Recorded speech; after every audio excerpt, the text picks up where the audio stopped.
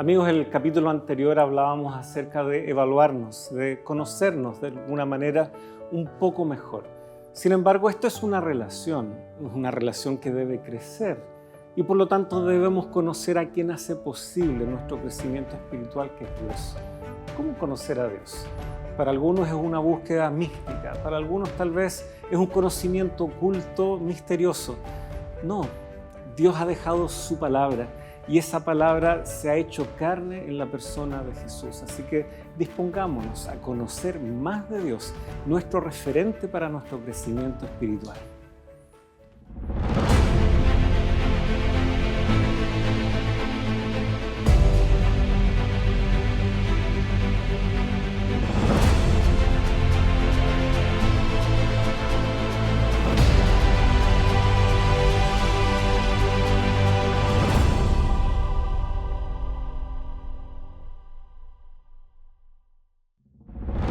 Y esta es la vida eterna, que te conozcan a ti, el único Dios verdadero, y a Jesucristo a quien tú has enviado. Juan, capítulo 17, versículo 3. Gracias, queridos amigos, por darse cita a un nuevo episodio, una nueva instancia de diálogo, de estudio, en donde invitamos también sin duda la presencia de Dios a que Él ilumine nuestra mente, nuestra vida. Y en este deseo de crecer en nuestra relación con Dios es que justamente estamos haciendo este ejercicio junto a ustedes de permitir que la palabra de Dios nos hable. Estamos con nuestro invitado, ustedes ya lo conocen, el pastor Sergio. Gracias por darse cita nuevamente junto a nosotros. Muchas gracias por la invitación, una vez más, y cada vez más cómodo aquí en Nuevo Tiempo, aprendiendo juntos, ¿no? lo que la Biblia tiene para enseñarnos. Agradecemos que siempre el equipo acá en Nuevo Tiempo nos trata bien, Sí. no hay ningún problema, así que esperamos que eso se transmita también a ustedes y agradecerle al equipo aquí en Nuevo Tiempo Chile que realiza estos esfuerzos para que esta señal llegue a ustedes. Queridos amigos, los invitamos a orar para que este estudio pueda ser fructífero, provechoso y sea Dios finalmente quien nos hable. Oremos. Señor, que estás en el cielo, una vez más, agradecerte la dicha, la oportunidad de entablar este diálogo profundo contigo. Guíanos tú a través de las diferentes ideas, nociones, perspectivas que nos lleven justamente a crecer en nuestra relación espiritual contigo. Hay tantos desafíos, hay tantos frentes y aristas de nuestra experiencia. Somos tan complejos a ratos, pero gracias porque tú nos conoces muy bien. Gracias, Señor, por estos favores que ya te pedimos en el nombre de Jesús. Amén. Tenemos delante de nosotros ahora tal vez la otra cara de la moneda. La semana pasada reflexionábamos sobre la necesidad de evaluarnos a nosotros. Ahora nos corresponde bajo este título, ¿no? Conociendo a Dios. Es dos caras de una moneda en términos de conocer, pero sin duda cuánto podemos llegar a conocer de Dios frente tal vez al ejercicio de conocernos a nosotros.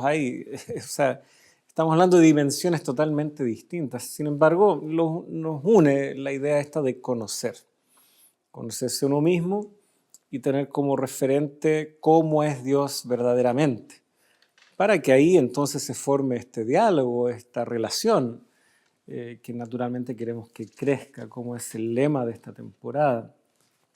Conocer a Dios pareciera que por un lado puede ser, comillas, fácil, porque tenemos la palabra revelada de Él, por lo tanto no tenemos que andar adivinando qué dijo Dios, aquí lo tenemos.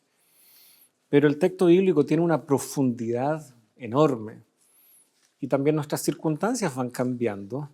Cosas que nos parecían tan obvias, tan claras tal vez en nuestra adolescencia, ahora las sentimos un poco más, más grises, ¿no? Antes era todo blanco y negro, era muy simple, pero descubrimos que ciertas cosas parecen más un tinte de gris, y no porque creamos en un relativismo moral, sino porque efectivamente son tantos los elementos que hay que considerar que nos resulta complejo. Por lo tanto, ¿cómo conocer a Dios, que es tan vasto? Él es eterno, nosotros somos finitos, etc. Sin embargo, ese es nuestro desafío esta semana, conocer a Dios. ¿Cómo lo hacemos? ¿Por dónde empezamos? Cuando hablamos de conocer a Dios, estamos hablando de algo que sin duda va más allá de nuestra capacidad. Quizás hay que partir por eso, ¿no? A veces se habla de la inefabilidad de Dios, de que a pesar de que hablamos mucho de Él, realmente nosotros no lo podemos contener. Nuestra mente no es capaz de poder capturar toda la inmensidad de lo que significa el ser de Dios. Sin embargo, también es cierto que Dios se ha revelado de tal manera que es posible conocerlo y es posible tener una relación con Él. Es posible el poder saber suficiente acerca de Dios como para poder entender su propósito y su voluntad. No solamente eso, Dios también se ha revelado de tal manera que Él espera que nosotros podamos reproducir de alguna manera quién es Él. De hecho, fuimos creados a su imagen y semejanza, y eso ya nos habla algo acerca de Dios. El problema que se da en esta revelación de Dios es que cuando decimos la palabra Dios, quizás cada persona entiende algo distinto. Alguien dijo por ahí que hay tantos conceptos de Dios como personas hay en el mundo, ¿no? Porque quizás muchas personas se hacen un Dios a su imagen, ¿no? A su concepto. Pero, como podemos ver, la Biblia nos revela algo acerca de Dios y la máxima revelación de Dios está encarnada en Jesucristo. Yo creo que eso es lo básico. Y es por eso que la Biblia nos invita a conocerlo, de manera que también podamos corregir esas percepciones equivocadas, esas malformaciones, tergiversaciones que Satanás ha intentado hacer acerca de Dios, ¿no? Hay muchas ideas falsas equivocadas de Dios. Y eso lo vemos ya desde Génesis, cuando está este diálogo entre la serpiente y la mujer. Nosotros vemos que la serpiente, dice el versículo 1 del capítulo 3 de Génesis, dice que la serpiente era más astuta que todos los animales del campo que Jehová Dios había hecho. Y dijo a la mujer, con que Dios os ha dicho no comáis de ningún árbol del huerto. La mujer respondió a la serpiente, del fruto de los árboles del huerto podemos comer, pero del fruto del árbol que está en medio del huerto, dijo Dios, no comeréis de él ni lo tocaréis para que no muráis. Y luego Satanás derechamente le dice a la mujer, no moriréis, sino que sabe Dios que el día que comáis de él serán abiertos vuestros ojos y seréis como Dios, conocedores del bien y del mal. Lo que vemos acá es la tentación, digamos, de la serpiente hacia la mujer, con la clara intención de llevar a Eva a desconfiar del Creador. Él le dice, no, esto que les dijo Dios no es así, no es tan así. Vemos que Él viene con engaños, Él viene con artimañas. Él lo que quiere es tergiversar la palabra de Dios, tergiversar el carácter de Dios, de manera que sea casi imposible percibirlo. Y yo creo que para muchas personas esto ha sido una realidad. Tú mencionabas en la semana pasada cómo hay mucha gente que rechaza la creencia de Dios debido a que no logran hacerlo calzar, por así decirlo, no les entra en su comprensión cómo un Dios de amor permite el sufrimiento, por ejemplo. Y allí tenemos un ejemplo de cómo el carácter de Dios puede ser manipulado, tergiversado, para que comencemos a desconfiar de Él. Entonces, el propósito de Satanás siempre ha sido desfigurar el carácter de Dios, dice ahí el libro Patriarcas y Profetas, que está al final del día domingo en nuestra guía de estudio. Y entonces es importante que nosotros nos demos cuenta que muchas de las cosas que escuchamos nosotros acerca de Dios y que nos han informado acerca de Dios es información equivocada, falsa. No sé cuántas veces les ha pasado a ustedes que le habían dado una idea, les habían prejuiciado acerca de una persona. Dice, ten cuidado con esta persona porque esta persona no es confiable, porque esta persona hizo esto otro. Y tú mantenías una distancia, pero por alguna razón llegaste a tratar con esa persona y descubriste que esa impresión que te habían dado a ti, esos comentarios eran falsos. No había un retrato correcto de la persona. Y la única manera de poder sacarse esos prejuicios es tratando directamente con las personas involucradas. Y con Dios es lo mismo. Hay mucha gente que dice cosas acerca de Dios. Mucha gente que dice conocer a Dios, pero que su vida muestra que el Dios en el que creen y que dicen conocer es un Dios extraño, digamos, que es difícil de poder percibir, conocer de la manera en que la Biblia lo muestra. Entonces, el desafío para nosotros es ir a la palabra de Dios, ir a Jesucristo, ¿no?, que es la máxima revelación de Dios, para poder conocerlo de primera mano, primera instancia, no por lo que otro me dijo, sino porque yo he estado con Él, he entrado en una relación de confianza, de amor, una relación en la cual podemos conocernos y podemos comprender mejor sus propósitos para nuestra vida. Se hizo bastante popular, creo que todavía aparecen la biografía no autorizada. ¡Oh! Y llama la atención.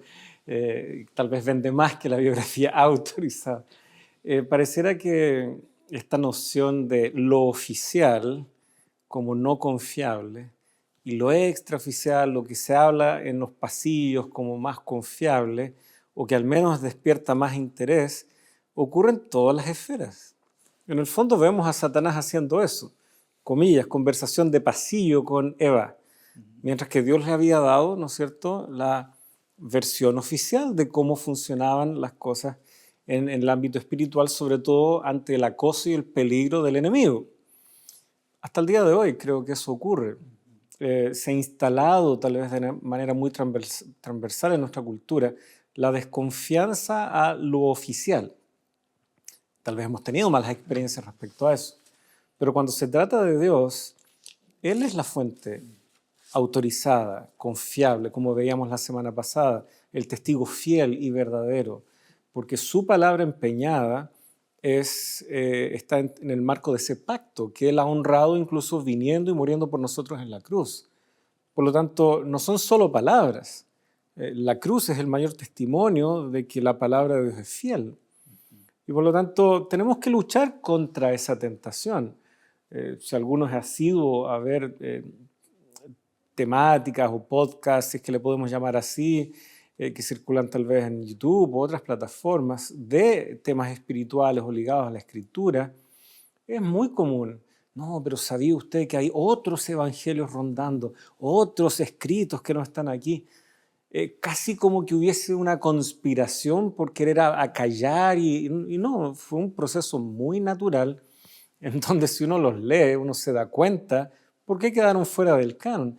Pero pareciera de que no, es que es algo misterioso, es algo distinto, es algo novedoso. Eso tiene su origen y ya lo vemos en la actitud de la serpiente. Si nosotros abordamos estos tópicos con madurez, podemos entender que la tentación siempre estará rondando, que otra información siempre podrá estar allí. Pero el ejercicio saludable a veces ni siquiera es ignorarlo, sino, ok, eso está, pero como hicieron los bereanos, ahí en el recorrido de Pablo, que fueron más nobles que los de Tesalónica, fueron a la Escritura para ver si estas cosas efectivamente eran así, y compararon, y llegaron a una conclusión porque reconocían la palabra de Dios como fuente de autoridad.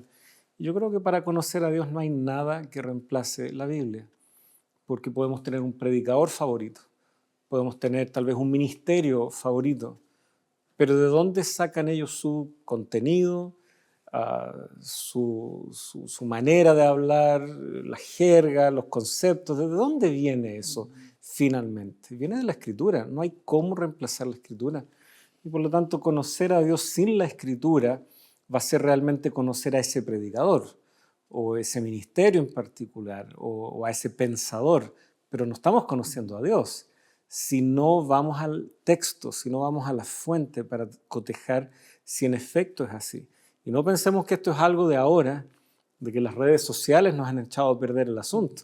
Ya desde el inicio, Satanás astutamente sembrando otra versión y encantando, ¿no es cierto? No autorizada, ¿no? No autorizada. No oficial. Y sabes que eso ha tenido una segunda consecuencia, porque donde andan ideas falsas de Dios, hay mucha gente que simplemente no le da importancia o no le dedica tiempo a querer conocer a Dios, porque simplemente dice, no me interesa conocer a Dios porque no creo que exista, o Él no es importante, etc., ¿no? Entonces, hay muchas cosas que Satanás está utilizando para distraer nuestra mente y que nos llevan a distorsionar nuestra imagen, nuestra comprensión de Dios. La gente no está dándose el tiempo, la gente no le está dando la oportunidad a Dios, por así decirlo. Mucha gente que yo de repente converso y que veo que no está muy interesada, y yo le digo, dale una oportunidad a Dios, ¿no? Dale una oportunidad con la Biblia. ¿Quién sabe si encuentras algo que tú no conocías? Y lo mismo podemos decir a muchas personas. Quizás alguien esté escuchando ahora que tiene dudas respecto a si es posible tener una experiencia de Dios, a lo mejor dudas de la misma existencia de Dios.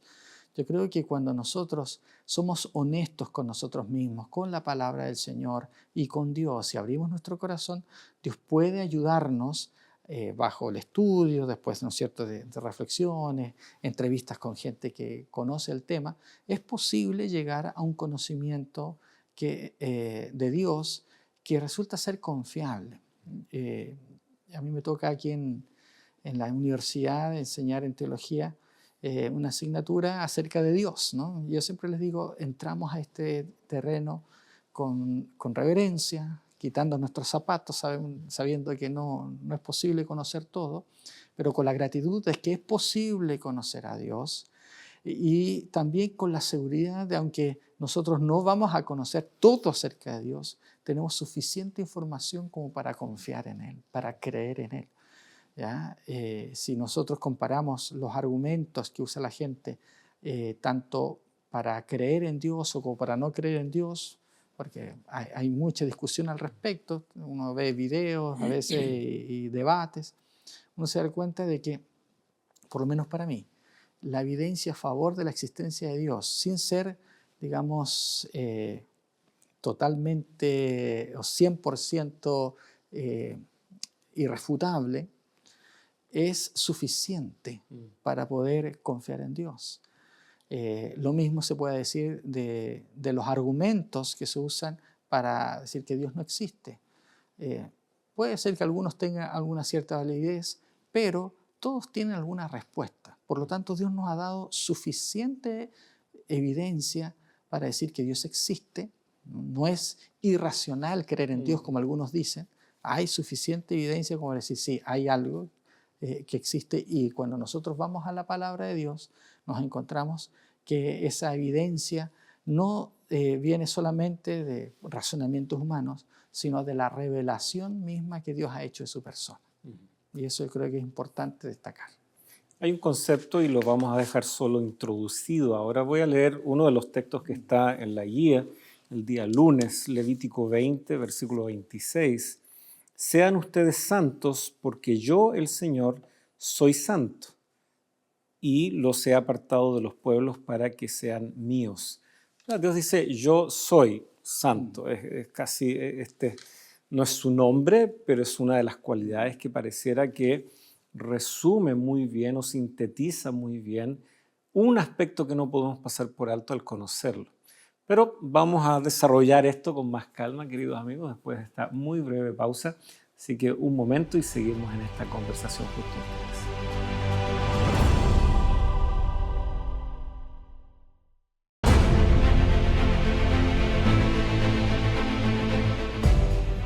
Bienvenidos, queridos amigos, ya estamos de regreso.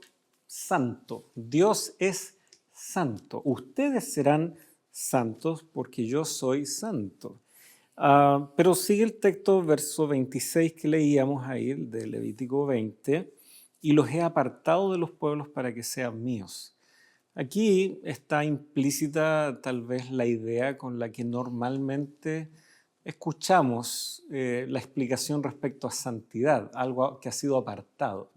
Lo interesante sí es que el concepto apartado no es el mismo que se usa para santo, pero ya que en la literatura hebrea hay mucho del paralelismo en las ideas, vemos que están muy asociados estos dos conceptos. Dios es santo y cómo se refleja esa santidad en medio de su pueblo, que bueno, ellos como pueblo han sido apartados, designados a ocupar un rol especial y por lo tanto ahí está el punto de conexión. La santidad sí tiene que ver con aquello, estar separado.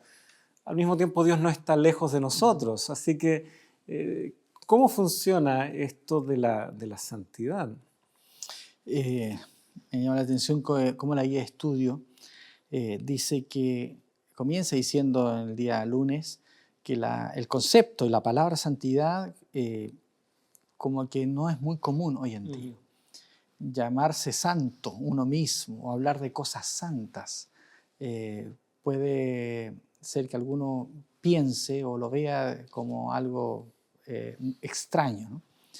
Cuando la Biblia dice que Dios es santo, quiere destacar, en primer lugar, su trascendencia a nosotros mismos, a nuestra realidad, a nuestro mundo y al universo. O sea, Dios es distinto, es cualitativamente distinto a todo lo que existe, en el sentido de que Él lo creó todo.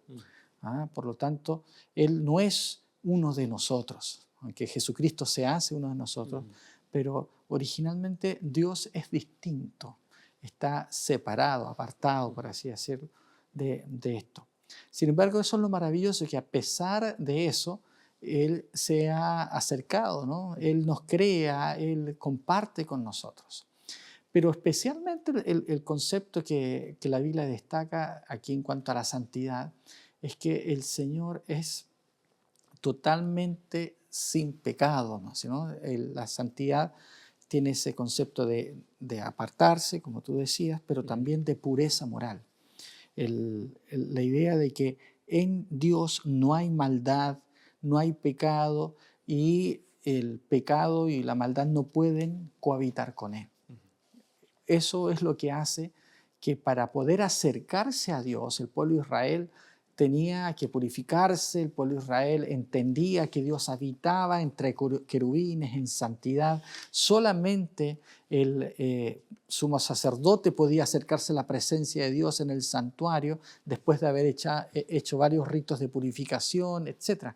Entonces, el concepto de pureza moral necesario para poder estar delante de la presencia de Dios es muy importante. Hasta cierto punto la lección destaca y eso de que la santidad define de alguna manera cada una de las acciones y atributos divinos. Dios es justo porque Él es santo, porque Él no puede permitir la injusticia. Dios es amor, ¿no es cierto?, pero en un contexto de santidad. Hay un teólogo adventista que falleció hace un tiempo atrás y que él definía el amor santo de Dios como su atributo central. Hay toda una discusión teológica respecto a cuál es el atributo central de Dios, ¿no? Y él unía ambas cosas, ¿no? El amor santo de Dios. O sea, Dios nos ama, pero ese amor también va imbuido de su santidad, en el sentido de que aunque Él nos ama como somos, su santidad nos debiera llevar a salir de la condición de pecado, porque por un lado el pecado, o sea, Él nos ama, pero el pecado no es tolerable delante de su presencia porque Él es santo. Entonces a veces nosotros tenemos un concepto de Dios que es cercano, que nos perdona, que está siempre con nosotros, lo cual es correcto. Pero eso no debiese anular el hecho de que Dios es santo, que el pecado no le agrada, que el pecado es contrario a su naturaleza. Es imposible que un pecador en su estado pecaminoso pueda sobrevivir en la presencia de Dios. Por eso dice la Biblia que es imposible que un pecador pueda estar en la presencia de Dios y siga viviendo, porque la santidad de Dios en ese sentido no puede tolerar la presencia del pecado. Y eso nos debe llevar a una profunda reflexión respecto a cómo Dios quiere operar en nuestra vida para que seamos santos como Él es santo, que seamos distintos al mundo, distintos digamos, a las otras naciones, en el caso de Israel, para que podamos reflejar esa distinción del Dios de Israel con los otros dioses, porque los otros dioses eran caprichosos, eran inmorales, un montón de cosas, pero el Dios de Israel era santo, y ese es un elemento que está permeado en toda la liturgia y en todo el servicio del santuario, en todas las relaciones de Dios con su pueblo. Él quería marcar claramente que Él era distinto, que era distinto a los demás dioses, distintos a los seres humanos, porque en Él no hay pecado, ¿no? Y ese concepto de santidad permea sus relaciones con su pueblo. Y de hecho, Isaías, santo, santo, santo, capítulos 4, 5 de Apocalipsis, santo, santo, santo.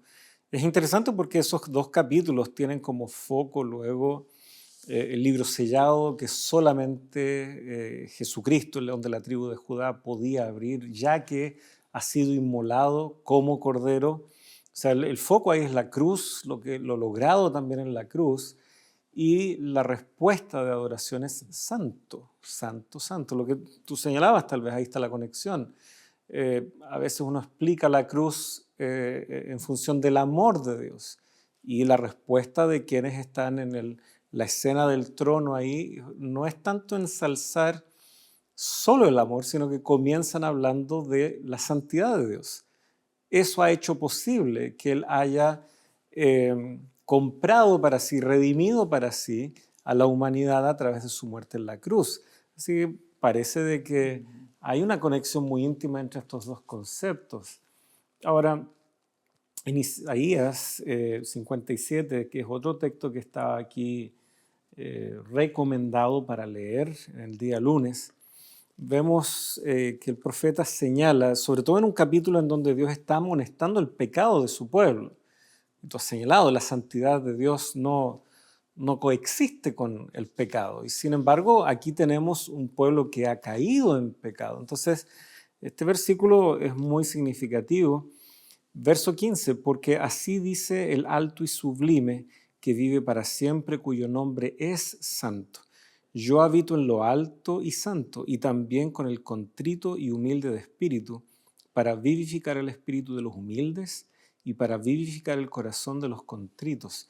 Pareciera, si uno está familiarizado con las bienaventuranzas, los pobres en espíritu, aquí ya tenemos un anticipo de esto en el Antiguo Testamento.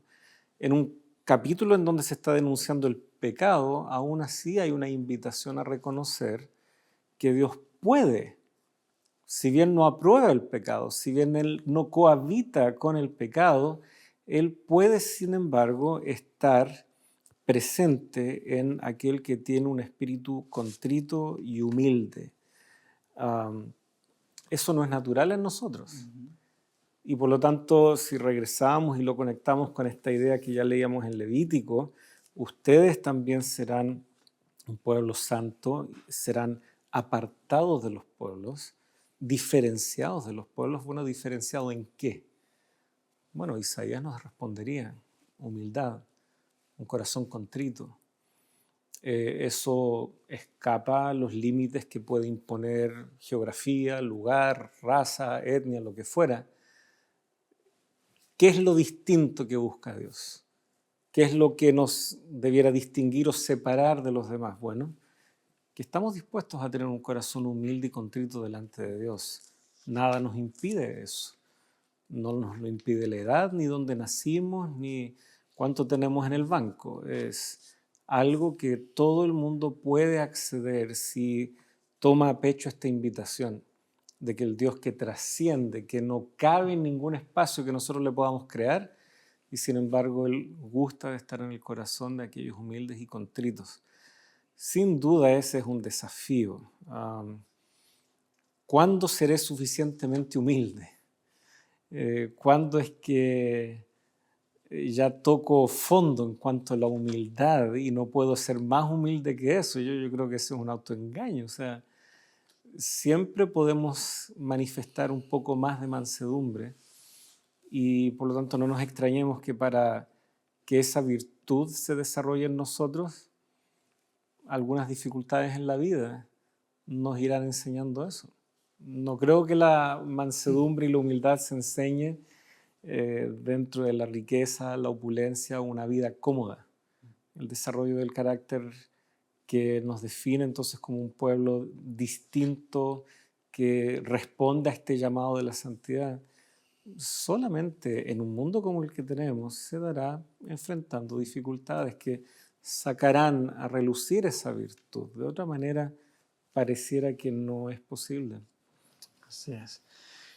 Cuando hablamos de Dios, no solamente hablamos de esa santidad, la lección también, la guía de estudio nos habla acerca de esa naturaleza amante de Dios, ¿no? Que Dios es amor. Y quizás es lo que más hemos escuchado en este tiempo de Dios.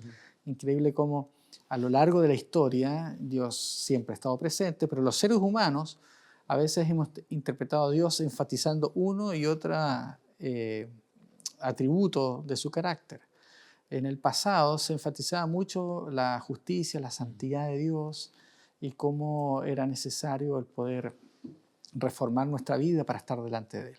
En este último tiempo, en nuestro mundo postmoderno, se ha enfatizado mucho más el carácter amoroso de Dios. Y creo que está bien, porque quizás esa idea un poquito rígida o, digamos, un poquito seria que había acerca de Dios, se contrasta con lo que la Biblia describe de un Dios amante.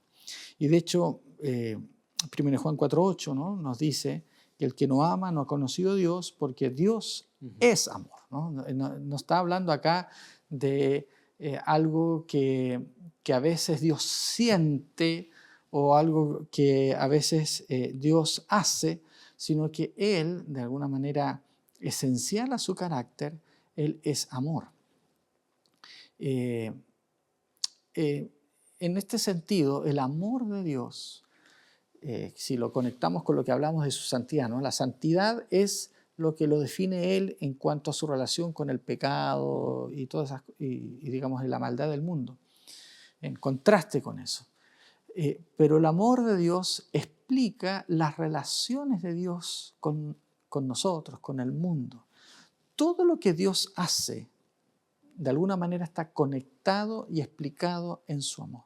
¿Por qué Dios nos creó? Bueno, porque Dios es amor. Él no necesitaba de nosotros, pero Él quería tener criaturas con las cuales poder relacionarse, a las cuales amar y que puedan responder a su amor. ¿Por qué nos dio libre albedrío? Justamente por eso, porque Él quería que fuésemos capaces de amar y el amor no, o sea, el libre albedrío viene de la mano con eso, porque el amor siempre debe ser libre en el sentido de que debe ser voluntario. ¿Por qué Dios decide salvarnos? Una vez más, porque Él es amor. Entonces, muchas de las cosas que a veces nosotros no logramos entender, nos vamos a dar cuenta que de alguna u otra manera son el reflejo del amor de Dios por nosotros. A veces nosotros queremos pensar que ese amor de Dios es complaciente en todos los aspectos, pero nos olvidamos que el amor de Dios también es santo, también implica su justicia y que amar, como decíamos la semana pasada, no involucra también simplemente dejar que las cosas suceden, sino que también implica un llamado al arrepentimiento, un llamado a una amonestación, como decíamos, ¿no? Entonces, para poder conocer a Dios, que es lo que estamos estudiando esta semana, hay que recordar, ¿no es cierto?, que la base de todas las relaciones de Dios con sus criaturas está explicadas, digamos, en su carácter amoroso, que Él es amor. La ley de Dios es un reflejo de su amor, ¿no? Cuando Él nos dice, no hagas esto, no hagas esto, es porque Él nos ama, ¿no? Es un reflejo de su carácter. La ley de Dios regula las relaciones del hombre con Dios y también del hombre con sus semejantes. Y la base de eso es el amor, el carácter de Dios. Entonces vemos que lo que Dios espera es que nosotros vivamos practicando ese amor y Él nos invita a conocerlo. Y dice que si lo conocemos, vamos a amar. Y el que no ama es porque no lo conoce. Es importante entender eso, que es en relación con Dios que nosotros podemos aprender a amar como Él quiere que amemos. Sí, no es buscar una definición de diccionario, ¿ya? Siempre va a quedar corta. Y lo que en esencia, tú recién lo decías, Juan está describiendo una relación. Los salmos, muchos pasajes, los profetas también, cuando llaman, invitan al pueblo, cuando le explican al pueblo el por qué no han sido destruidos todavía o lo que fuera, es por la misericordia de Dios. Esa misericordia, este concepto que ustedes ven en la guía de estudio el día martes, Gesed, ¿no es cierto? Que puede traducirse no solo como amor, no solo como misericordia. La autora de esta guía agrega ahí también lealtad, protección, firmeza, ternura. ¿Cómo ponerle suficientes definiciones o adjetivos al amor de Dios? La verdad que quedamos cortos, nuestro lenguaje no creo que alcance. Pero una cosa es cierta, volvemos a este tema de que es relacional. No es como uno ama objetos inanimados. Hay gente que hasta le pone nombre a su auto y hace todo y lo tiene, la joyita, ¿no es cierto? ¿Es eso amor? No necesariamente, ¿ya? Tal vez le podemos llamar amor en este plano, pero amor bíblicamente, el amor que nos conecta con Dios debe ser relacional, debe ser recíproco. Eso es lo que Juan va a rescatar. Y ya en el Antiguo Testamento, ¿no es cierto?, hay muchos pasajes que rescatan cómo Dios ama a su pueblo, cómo Dios sale en defensa de su pueblo, cómo Dios es fiel en su pacto con el pueblo. Y me parece que todos estos elementos que suma justamente la autora, lealtad, protección, firmeza, ternura, son intencionales. ¿Por qué? Porque Dios, al aproximarse a nosotros y amarnos, es porque Él sabe que nuestra vida es frágil. Sabe que necesitamos esa defensa, esa protección. Sabe que nuestra parte del pacto en algún momento se va a desmoronar y que es la amonestación constante de los profetas del Antiguo Testamento, que la gente se ha apartado de esa relación con Dios. Si no fuera por el Gesed de Dios, el pacto se habría acabado hace mucho. Y sin embargo vemos que los profetas no solo denuncian cómo el pueblo está abandonando un pacto, sino que logran anunciar de parte de Dios que le hará ahora un nuevo pacto, que finalmente vemos materializado en el ministerio de Jesucristo. Si no fuera por el amor de Dios, esta historia, este mundo, como lo conocemos, no existiría. Incluso el que se revela y dice, ¿dónde está Dios? Está vivo, puede pensar, tiene la libertad de hacerlo por el amor de Dios. Así que el amor de Dios nos abruma, yo creo. Si tratamos de encapsularlo, mejor es gustarlo y vivirlo en esa relación con Él. Pues bien, amigos, vamos a hacer una muy breve pausa. Ya regresamos junto a ustedes. Se dan cuenta, el amor de Dios da para tanto más, pero seguiremos dialogando sobre esto y otros tópicos después de esta muy breve pausa.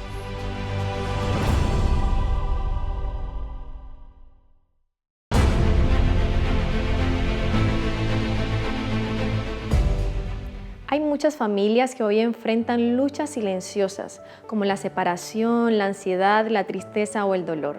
Es por eso que la Escuela Bíblica de Nuevo Tiempo ha pensado en ti y ha preparado la revista Esperanza titulada Hogar, Dulce Hogar. Aquí encontrarás palabras de sanidad y restauración para tu familia. Dios puede construir un hogar donde hay dolor. Él puede hacerlo contigo. Es por eso que te invito a solicitar este material de estudio al número que está apareciendo en pantalla, o también lo puedes hacer ingresando a nuevotiempo.com/escuela bíblica. Dios puede restaurar tu familia hoy mismo.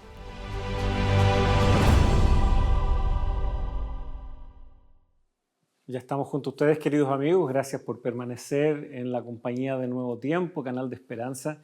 Y estábamos hablando acerca del amor de Dios. Algunos ejemplos, algunas comparaciones sin duda, pero queda corto.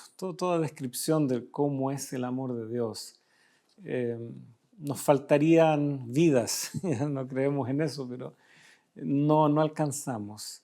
Pero lo bonito es que esto que comenzó con el amor de Dios que hizo posible nuestra creación y que ahora se manifiesta en la esperanza de una nueva creación, dará pie para una eternidad junto con Dios, con este Dios de amor, que es amor. Por lo tanto, tenemos todo el resto de la eternidad para ir descubriendo lo insondable que es su amor. Y sin embargo, como cerrábamos un poco el bloque anterior, ya el hecho de estar aquí, ya el hecho de respirar, de tener vida, y para muchos eso significa incluso estar en rebeldía en contra de Dios, pero aún eso es gracias a que Dios nos amó y nos dio vida y nos dio libertad. Y todo comienza ahí en la creación. El relato de la creación está íntimamente ligado también con ciertas descripciones de cómo es Dios. Dios que crea. Aquí vemos, ¿no es cierto?, en la guía de estudio por lo menos algunos nombres de Dios que poco a poco nos van dejando entrever cómo es Dios. Tú eres Sergio, yo soy Pablo. ¿Por qué te pusieron ese nombre? De hecho, tú eres Sergio Pablo, ¿no es cierto? Yo soy Pablo Jonatán. Mis hijas de repente me dicen, ¿por qué tus papás te pusieron tal nombre? ¿No es cierto? Y les intriga también conocer el significado de sus nombres, como que a veces sonríen cuando les explicamos, porque me han hecho esa pregunta muchas veces, y siempre les gusta escuchar qué significa su nombre, como que se conocen más a sí mismas, tal vez, no sé. Bueno, los nombres de Dios también nos dicen bastante acerca de quién es Él. Y hay muchos nombres en la Biblia, pero podemos comenzar con estos dos. Sí, interesante que, bueno, sabemos que en el mundo antiguo el nombre no era simplemente un vocativo para designar a alguien, sino que hablaba mucho más acerca de su naturaleza, de su carácter, de alguna experiencia de su vida, etc. Por lo tanto, cuando la Biblia menciona los nombres de Dios, está queriendo destacar algún aspecto de sus atributos. Noten ustedes que esta lección nos habla de algunos atributos de Dios, hablamos acerca de la santidad, del amor de Dios, y se hace alusión en que en la creación, justamente los dos relatos de la creación, sabemos que Génesis 1 es un primer relato, y luego desde el versículo 4 del capítulo 2 hasta el resto del capítulo, hay otro relato paralelo de la creación, se complementan unos con otros, pero de manera muy particular vemos que cada uno de estos relatos utiliza un nombre distinto de Dios. Eso ha dado muchas especulaciones por parte de los teólogos. Y vemos que en el relato de Génesis 1, el nombre que se utiliza es Elohim. Mientras que en el capítulo 2, el nombre que se utiliza más es Yahweh, ¿cierto? O Jehová, según la versión que nosotros podamos utilizar. Y es interesante porque Elohim es el nombre para Dios, que se traduce como Dios. Se enfatiza que normalmente es más un título que un nombre, pero Elohim particularmente llega a significar casi, ¿no es cierto?, ser un nombre. ¿Por qué? Porque Dios en realidad en hebreo es Él. Es como marca una posesión de señorío, ¿no? Muchos han discutido el origen de la palabra Él en hebreo y aparentemente habla de alguien con cierta autoridad, cierto dominio, cierto señorío sobre alguien o algo. En este caso, Dios es el más alto, el que tiene mayor señor. Entonces, destaca su posición, su autoridad y su trascendencia como Dios, ¿no? Él está sobre todo, Él es creador de todo. Y por lo tanto, Génesis 1 enfatiza exactamente eso, ¿no? Que Él es el creador, que Él es el que manda y existe, y Él es el que, digamos, ejecuta la creación. La palabra Elohim, dijimos, Él es Dios, y Elohim es el plural. Y ahí vienen también, hay mucha especulación y discusión respecto a por qué se utiliza el nombre plural para Dios, porque se lo trata como un singular siendo un plural, casi como un nombre propio, pero es plural. Entonces, también algunos han mencionado que puede haber ahí un indicio de la Trinidad, me parece que es así también, y muestra cómo Dios ejecuta su plan de crear este mundo y todas las acciones que Él realiza desde esa posición de autoridad, de creador, ¿no es cierto?, esta posición de dominio que Él tiene. Sin embargo, la palabra Yahweh, que se traduce, o sea, que es Jehová, ¿no es cierto?, que vendríamos a decir que es el nombre de Dios en el Antiguo Testamento, tiene un contexto ligeramente distinto. Generalmente, Jehová parece ser el nombre que Dios utiliza en el contexto del pacto. De hecho, cuando se le revela a Moisés, y Moisés le pregunta, ¿quién eres tú? Si me preguntan, ¿quién te envía? ¿Qué le voy a decir? Y él le dice, yo soy el que soy, y ahí dice, esa frase, yo soy el que soy, está muy conectada al nombre de Jehová. Da a entender esa permanencia, esa constancia que Dios tiene, de manera que Él viene a cumplir sus promesas. En el caso del Éxodo, cuando le dice a Moisés, mira, yo soy el Dios de tus padres y vengo a cumplir la promesa que le hice a tus padres, porque yo soy el que soy, yo nunca cambio. Si di mi palabra, yo soy fiel en comprenderla. Por lo tanto, pareciera que así como Elohim destaca la trascendencia, la superioridad de Dios sobre la creación, pareciera que Yahweh enfatiza esa cercanía que Dios quiere tener con su pueblo a través del pacto, esa fidelidad y constancia que Él quiere manifestar a través del cumplimiento de sus promesas. Y es muy apropiado en el contexto de que Jehová aparece en el capítulo 2 de Génesis formando con sus propias manos al ser humano, lo cual nos indica el cuidado, el deseo que Dios tiene de poder sentirse conectado, cercano con el ser humano. Por lo tanto, hay una cercanía que quiere ser enfatizada a través de este nombre Yahweh. Uh-huh. Y claro, capítulo 1 pareciera que Dios usa una forma de crear que apunta a su trascendencia, da la orden. Uh-huh. O sea, todo le obedece y Él puede a distancia, sin arremangarse, digámoslo así, da la orden. Sin embargo, en el capítulo 2 se enfatiza, sin que haya contradicción entre estos aspectos, que Él ahora toma del polvo de la tierra, que Él, llamémoslo así, interviene con su creación, forma Él mismo, ya no solo hablando, sino también ahora tomando esa misma materia, interactuando con su creación. Por eso es tan bonito ver, y tú lo conectabas con Éxodo 3 y 4, ¿no?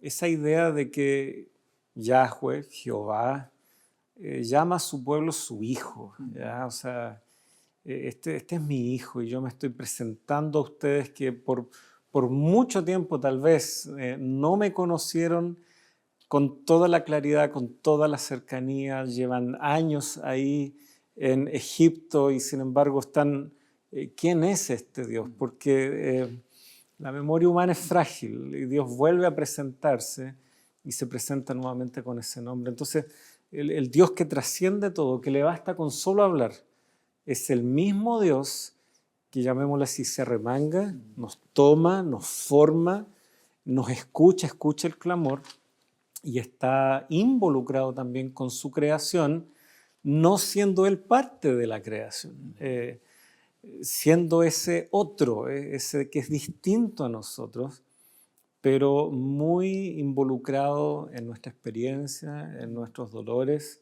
en nuestro clamor. Y claro, al nombre de Jehová se le irán anexando de pronto otros nombres que van formando, claro, Jehová Jireh, Dios proveerá, lo traducimos así, Jehová Nisí, Dios que es el ayudador y así. Pero claro, la base es esa, ese Dios que no solo está ahí envuelto en las nubes, en su trono en el cielo, sino que también ha sabido introducirse en nuestra esfera. Y la mayor revelación, justamente, Jesús mismo. Bueno, y eso es lo hermoso de el cierre de la lección nos apunta a eso, ¿no? Uh-huh.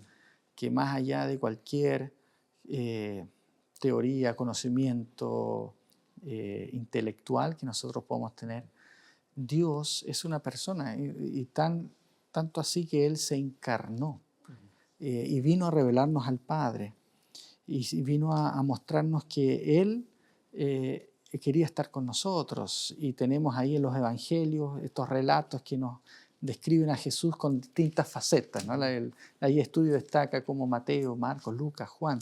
Cada uno trata de dar un enfoque, una faceta distinta del mismo Dios de amor que vino a encarnarse y se lo presenta como Emmanuel, ¿no? Como Dios con nosotros y que viene a habitar con nosotros, se da a conocer y a través de él podemos llegar a comprender más acerca de ese Dios infinito que nos ama y que quiere estar con nosotros. Y tú mencionabas Emmanuel, ¿no es cierto? Mateo capítulo 1, versículo 23. Pero también, y me parece muy apropiado, ¿no?, que se invite también a leer el último versículo del Evangelio de Mateo, porque es como que todo Mateo está sostenido bajo este concepto que Dios está con su pueblo, se ha manifestado en medio de su pueblo. Porque cuando Jesús está a punto de ascender y le entrega la gran comisión, justamente leemos ahí Mateo 28, versículo 20, hacia el final: yo estoy con ustedes todos los días hasta el fin del mundo. Emmanuel, Dios con nosotros, que vino como niño, creció, se identificó con nosotros, formó a sus discípulos, les enseñó y antes de retirarse les deja esta promesa: que soy Emmanuel, Dios con nosotros, ahora sigo con ustedes, aún en mi ascenso al cielo. Y sabemos, la teología del Nuevo Testamento nos aclara, eso es posible gracias al Espíritu Santo. Pero todo este fascinante Evangelio de Mateo pareciera que está encapsulado bajo esta idea. Podemos leer el Evangelio de Mateo como el gran mensaje: Dios está con nosotros en cada milagro, en cada discurso, en cada sermón, en cada encuentro, y estará todavía. Pues bien, el tiempo rápidamente se nos ha ido, así que, Sergio, te dejo el tiempo. Querido amigo, querida amiga, hemos hablado durante estos minutos pasados acerca de quién es Dios, de cómo conocerlo. Dios es más que un concepto, Dios es más que una teoría. Dios es un ser personal que quiere revelarse y que quiere que tú lo conozcas. Quiero invitarte a que tú lo puedas conocer más profundamente, que tú puedas darle una oportunidad de que Él te pueda mostrar su amor, su gracia, y así puedas vivir una relación de amor, una relación de amistad, una relación permanente y constante con Él. Especialmente lo puedas conocer a través de su palabra y a través de Jesucristo. ¿Por qué no oramos y le pedimos al Señor que haga de eso una realidad? Oremos. Gracias, Señor, por tu palabra. Gracias, Señor, por Jesucristo. Gracias porque tú te has revelado a nosotros, pecadores, que siendo pecadores, estando lejos de ti, tú te diste a conocer para que podamos relacionarnos contigo, aprendamos, Señor, quién eres tú y podamos también reflejarte y así podamos encontrar el propósito que tú tenías para nosotros al crearnos. Querido Señor, si hay alguien que necesita conocer más profundamente a Dios, que tú puedas revelarte a Él a través de tu palabra, de manera que Él pueda entrar en una relación profunda contigo, pueda conocerte más y pueda decidir vivir bajo tu compañía y dirección. Te pedimos, Señor, que esto pueda ser una realidad en sus vidas. Lo pedimos en el nombre de tu Hijo amado Jesús. Amén. Amén.